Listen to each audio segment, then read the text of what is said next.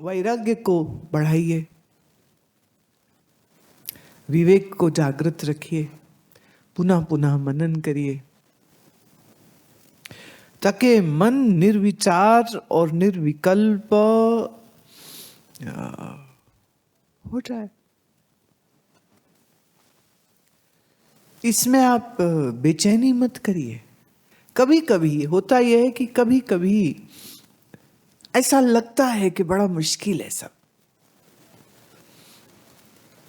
पर यह भी हमारा ख्याल ही होता है।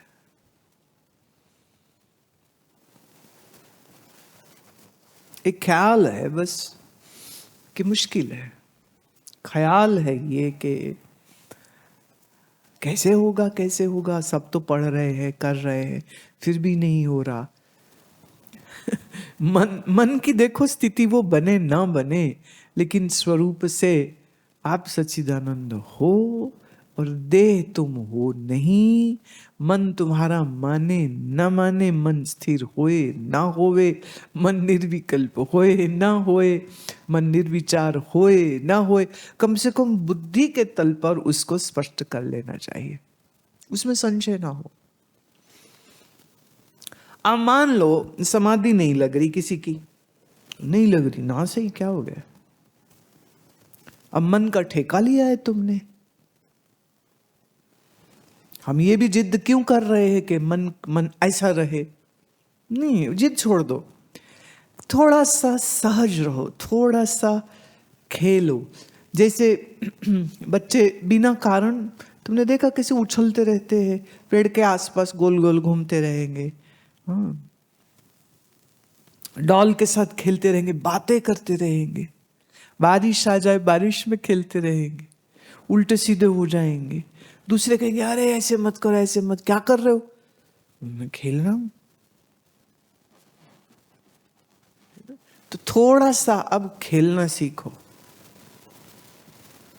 खेलो इससे। किससे? ज्ञान का कोई एक वचन, कोई एक सूत्र, उसको पुनः पुनः मन में स्मरण करें।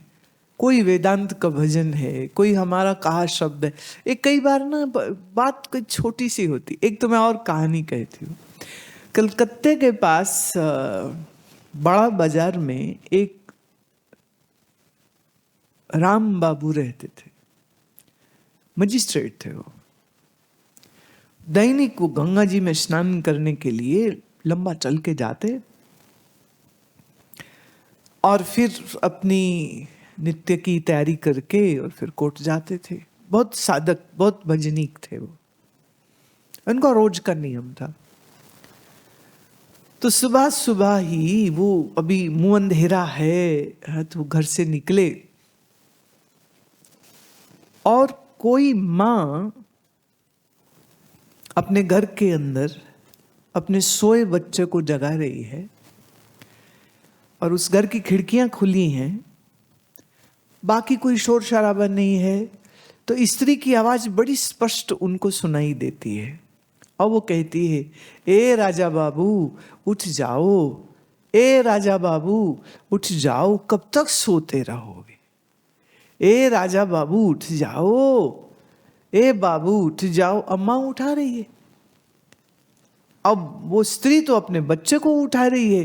तो ये आवाज जब राजा बाबू के कान में पड़ी, मजिस्ट्रेट राजा बाबू के कान में जब पड़ी, ए राजा बाबू कब तक सोते रहोगे, वहीं ठिठक के खड़े हो गए, आंख बंद हो गई। बीच गली में वो खड़े स्तब्ध रह गए। उनके साथ के जो कुछ लोग थे वो बड़े हैरान हुए, इनको क्या हुआ, ये आंख बंद करके बीच गली में क्यों खड़े हो गए? तो उन्होंने उनका हाथ पकड़ा और थोड़ा किनारे में बैठाया। वो तो मन तो उनका एकदम स्तब्ध है, शांत है। तो ये राजा बाबू तो जाग गया। वो बेटा राजा बाबू जागा के नहीं जागा मालूम नहीं, लेकिन ये मजिस्ट्रेट राजा बाबू तो इतनी भर बात से जाग गए। कब तक सोते रहोगे, कब तक सोते रहोगे? अब ये कोई उपनिषद का वचन नहीं है, गीता का श्लोक नहीं है, रामायण की चौपाई नहीं है, एक माँ का सरल कहा वचन है। बेटे को जगाने के लिए, सोते बच्चे को जगाने के लिए, और इतनी भर बात काम कर गई और वो जागृत हो गया। सब बदल गया उस दिन। एक दफे जागृति हो गई तो शरीर के जो धर्म है, शरीर के जो कर्म है, वो सब कर्म एक नाटक की तरह चलते रहते हैं, पर भीतर से जैसे तिनका टूट जाता है ना तो जुड़ता नहीं, ऐसे मन का तिनका दुनिया से टूट जाता है तो जुड़ता ही नहीं। फिर आंख खुली रखे तो भी और आंख बंद रखे तो भी सब बढ़िया कर दो। इसलिए थोड़ी सी ये समर्पण की जरूरत है, थोड़ी सी इसमें सहजता लाने की आवश्यकता है। उनका रोज का जो नियम था, जाना, गंगा स्नान करना, बैठ के जप करना, अध्ययन करना, स्वाध्याय करना, वो तो सालों से कर रहे थे ना। लेकिन जागृति कहाँ आई? उस माता के वचन से। तो कई बार एक क्षण में काम हो जाता है। वो क्षण ना मेरे करने से आपके होगा, ना ही किसी,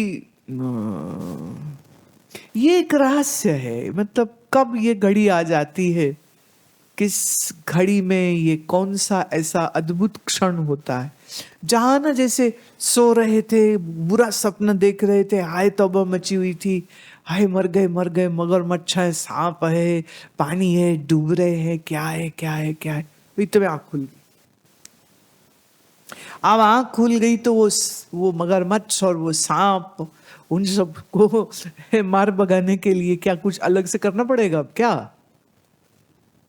हाँ, अब कुछ करना पड़ेगा? कुछ आवश्यकता है कि किसी सपेरे को बुलावे, वो बीन बजावे, तो सांप पकड़े, कि कोई शिकारी आए और वो मगरमच्छ मार देवे?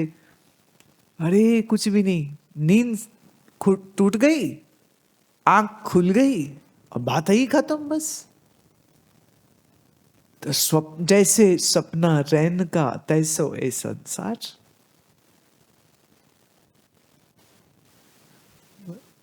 जैसे सपने से जागना कितना मुश्किल, ऐसे ही संसार से जागना भी उतना ही सरल है, कोई मुश्किल नहीं। से मुश्किल समझो मत उसको। तो थोड़ी इस धारणा के ऊपर मनन करिए। श्री कृष्ण बोलते हैं ना, यो माम पश्यति सर्वत्र, जो मुझे सर्व में जानता देखता है। तो फिर जो व्यापक है वो कहां से आएगा? गुरु वो नहीं जो ईश्वर को तुमसे दूर दिखाए, गुरु वो है जो तुमको तुम्ही में ईश्वर दिखाए। अब जब मैं ईश्वर कह रही हूं तो उसमें कोई आकार की बात में नहीं कर रही हूं। आकार तो भावना है प्यारे। अब भाव से अब श्री कृष्ण कृष्ण कृष्ण कृष्ण कृष्ण कृष्ण करते रहो। अगर 100% मन में कृष्ण कृष्ण हो गया तो बंद आंखों में भी कृष्ण निश्चित दिखेंगे और खुली आंख में भी फिर कृष्ण निश्चित दिखेंगे। उसमें भी कोई दिक्कत नहीं है भाई। पर वहां भी 100% भाव और एकाग्रता की जरूरत है।